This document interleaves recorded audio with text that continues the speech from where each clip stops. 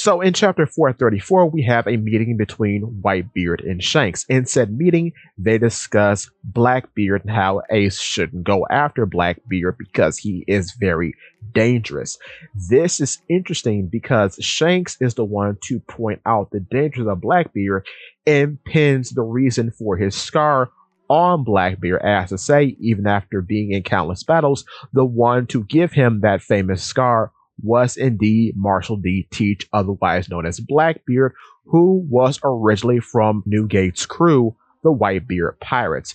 With that being said, a lot of people have theorized this to be true because in the chapters after this, going into years and years and years, we have found out that yes, in his youth, Marshall D. Teach used a three-bladed claw weapon. However, in Fishman Island, where it's explained that the Whitebeard Pirates have been the guardian of Fishman Island until Whitebeard's death, leading to Big Mom taking over, we see a very curious depiction of Blackbeard, and he's holding his claw weapon.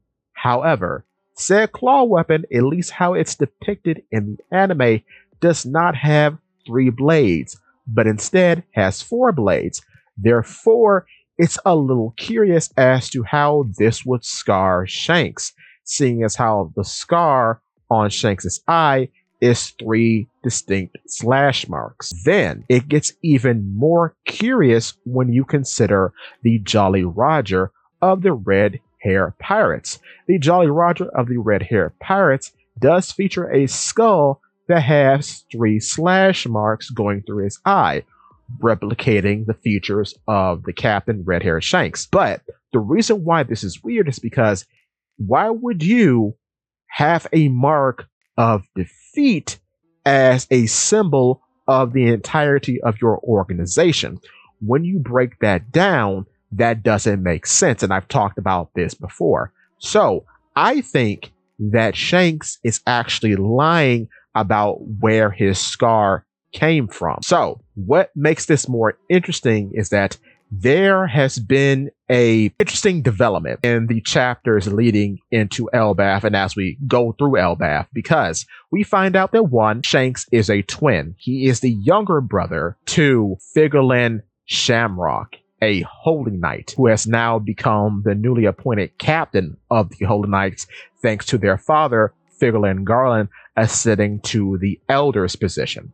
With that being said, Figurlin Shamrock has a sword named Cerberus. Said sword has eaten the supposed yet to be named dog fruit mythical type Cerberus, which allows it to turn into the giant three-headed dog from Greek myth.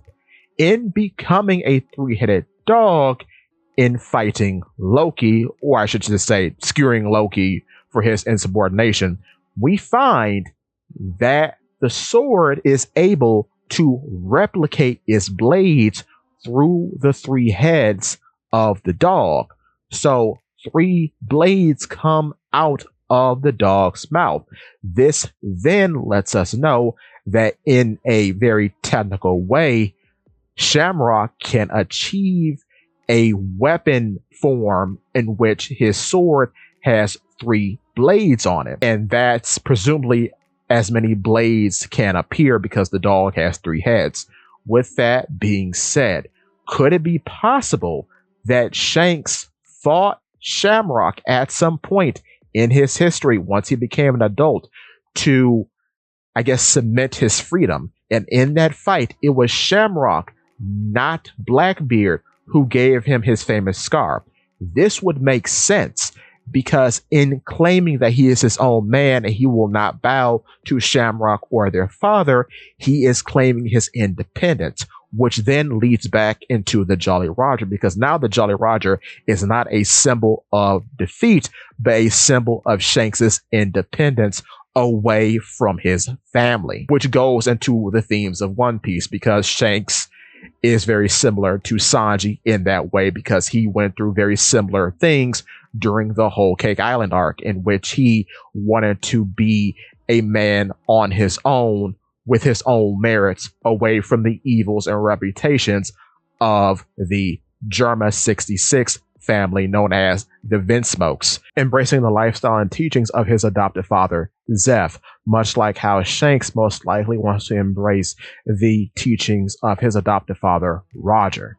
So it makes sense here that Shanks is going through very similar beats in which he fought Shamrock, beat him, but sustained that scar in the process from his weirdly augmented sword, Cerberus. And I think the reason why Shanks is lying to Whitebeard in this moment is to perhaps save Ace for some sort of purpose, because he knows how important maybe true D-Clan members are, and he's doing his best to preserve them for some purpose or another.